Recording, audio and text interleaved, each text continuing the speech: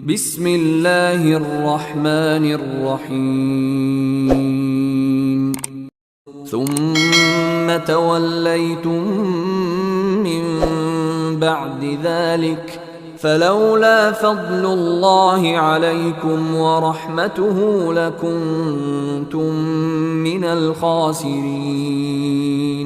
ولقد علمتم الذين اعتدوا منكم في السبت فقلنا لهم كونوا قردة خاسئين فجعلناها نكالا لما بين يديها وما خلفها وموعظة للمتقين.